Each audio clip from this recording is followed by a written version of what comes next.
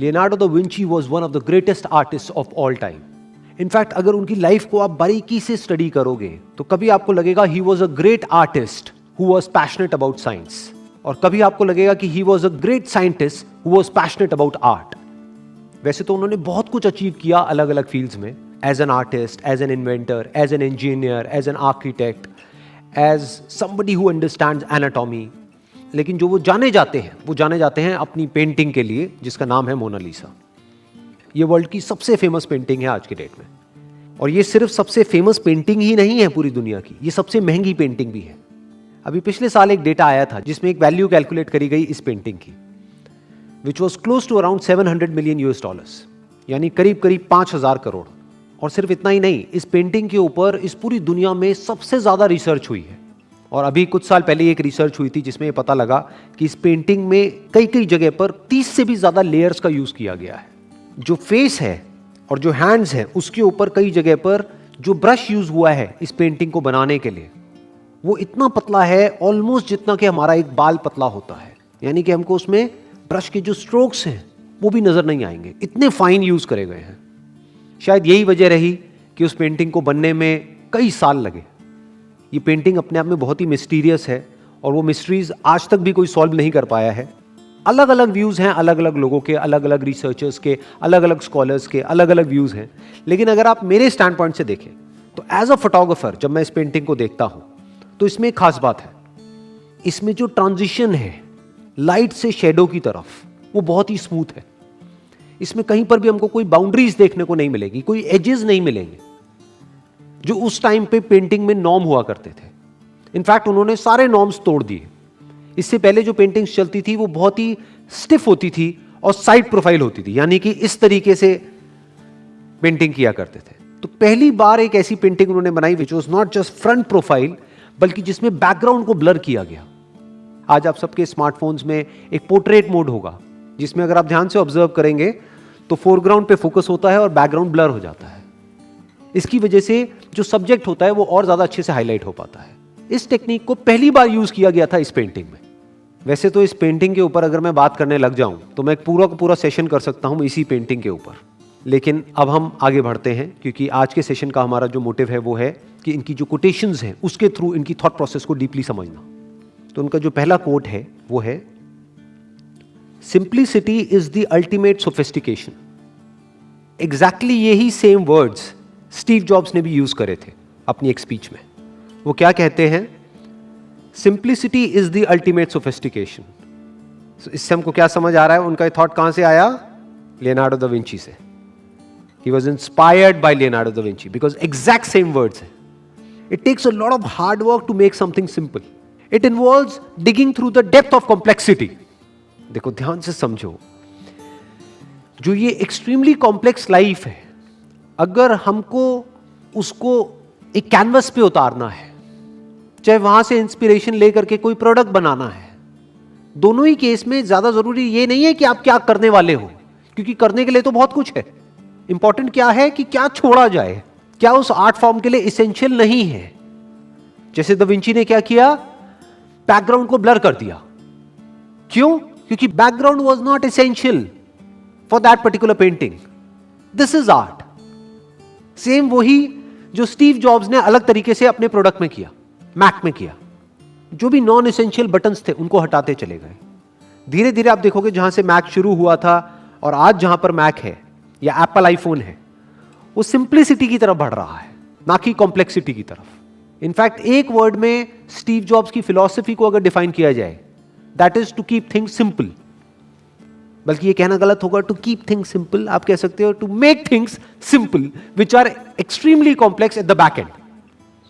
कि वो एक्चुअल में बहुत ही कॉम्प्लेक्स है, लेकिन बाहर से देखने में लगे तो बहुत ही सिंपल है कि इसको तो कोई बच्चा भी ऑपरेट कर सकता है। ये अपने आप में टफ टास्क होता है। इसको अचीव करने के लिए, यानी कि इस सिंप्लिसिटी को अचीव करने के लिए, you need to have a great deal of intelligence. जैसे बहुत सारे लोग हैं, so called philosophers, so called thinkers, अगर उनको आप सुनोगे, ध्यान से डीपली सुनोगे, तो आपको समझ आएगा कि जैसे जैसे वो आगे बढ़ेंगे उनकी थिंकिंग कॉम्प्लेक्स होती चली जाएगी। तो इसका मतलब क्या है कि उनको समझ ही नहीं आया है कि वो बोल क्या रहे हैं। इसी कोट से एक और कोट जुड़ा हुआ है एल्बर्ट आइंस्टाइन का। और मजे की बात क्या है कि मैंने इन तीनों के ऊपर सेशंस करे हैं। सबसे पहला सेशन आया था एल्बर्ट आइंस्टाइन पे, उसके बाद आया स्टीव जॉब्स पे, अब आ रहा है लियोनार्डो दा विंची पे। और तीनों एक ही बात कह रहे हैं, मतलब तीनों जीनियस में हमको एक बात कॉमन नजर आ रही है, दैट इज सिंप्लिसिटी। ये एक ऐसा धागा है जिसने इन तीनों को जोड़ा हुआ है। तो एल्बर्ट आइंस्टाइन क्या कहते हैं, वो भी यही बात कह रहे हैं, थोड़ा अलग तरीके से कह रहे हैं। If you can't explain it simply, you don't understand it well enough. यही लाइफ का सबसे बड़ा चैलेंज है कि कॉम्प्लिकेटेड लाइफ को, या लाइफ की जो कॉम्प्लेक्सिटीज हैं उसको सिंपल कैसे किया जाए। और आप सिंपल तरीके से कॉम्प्लिकेटेड चीजों को तभी समझा सकते हो जब आप उसकी कॉम्प्लेक्सिटीज की डेप्थ में गए हो, जब आपने डीपली एक एक करके उसकी सारी लेयर्स को हटा लिया है, तब आप समझा सकते हो। अगर आप खुद डीप में नहीं गए हो और फिर अगर आप किसी भी टॉपिक के बारे में समझा रहे हो, तो आपकी जो एक्सप्लेनेशन है that's bound to be complex, क्योंकि आपको खुद ही नहीं समझ आया, आप किसी और को क्या समझाओगे। ऊपर से अगर किसी ने आपसे कोई क्वेश्चन पूछ लिया तो चीजें और कॉम्प्लिकेटेड होती चली जाएंगी, क्योंकि आपको कुछ समझ ही नहीं आया कि आप बोल क्या रहे हो। इनफैक्ट जितने भी पास्ट में फिलोसोफर्स हुए हैं, उसमें सबसे बड़ा चैलेंज यही था कि किस तरीके से वो देख रहे हैं, जो और लोग नहीं देख पाते हैं, उसको किस तरीके से कम्युनिकेट किया जाए सिंपल तरीके से कि सामने वाला समझ सके। जैसे अगर मैं अपना एग्जांपल दूं और आप लोगों से पूछता हूं जो मुझे अभी वीडियो में देख रहे हैं, कि नीचे कमेंट सेक्शन में बताओ कि जो भी वीडियोस मैंने आज तक बनाई है उसमें से आपकी फेवरेट कौन सी है, तो अलग अलग आंसर्स आएंगे अलग अलग लोगों के।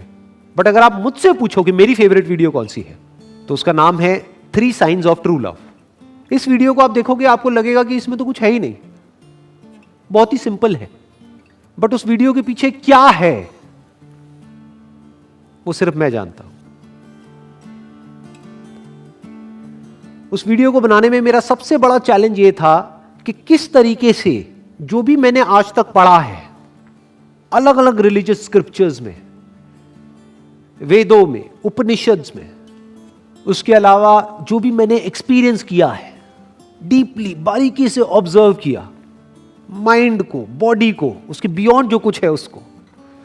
अब मेरे लिए सबसे बड़ा चैलेंज क्या था कि वो जो मैं देख रहा हूं, जिस तरीके से मैं एक्सपीरियंस कर रहा हूं, उसको कम्युनिकेट करूं, इस तरीके से कम्युनिकेट करूं कि लोग समझ सके। यानी इस कॉम्प्लिकेटेड काम को किसी तरीके से सिंपल कर दिया जाए कि जो भी कुछ मैं जानता हूं, जो भी कुछ मैंने अपनी पूरी लाइफ में सीखा है, जो भी एक कनेक्शन है बॉडी और माइंड और उसके बियॉन्ड जो कुछ है उसके बीच में, उस कनेक्शन को किस तरीके से एक्सप्रेस किया जाए कि अगर आने वाले 100 साल बाद, 200 साल बाद, 500 साल बाद कोई आदमी डीपली समझने की कोशिश करे कि जो वर्ड है लव, इसका एक्चुअल में मतलब क्या है, क्योंकि उससे ऊपर और कुछ नहीं है। वो सारे स्क्रिप्चर्स का एसेंस है।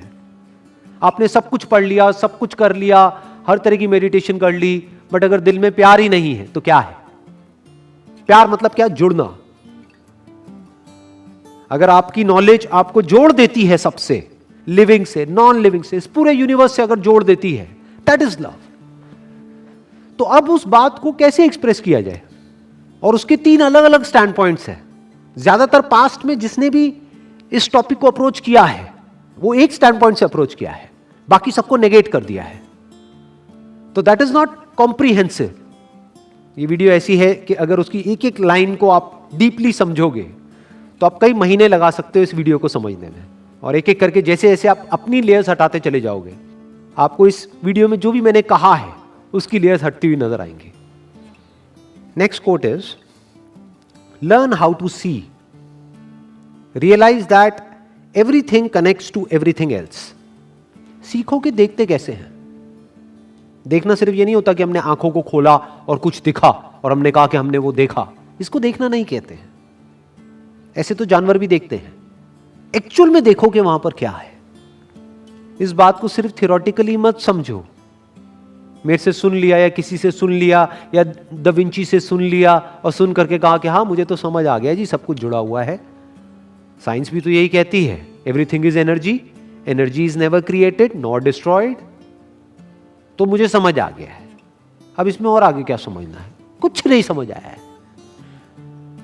ये सब सिर्फ वर्ड्स हैं जो हमारे यहां पर पड़े हुए हैं। इसको समझना नहीं कहते हैं, इसको देखना नहीं कहते हैं।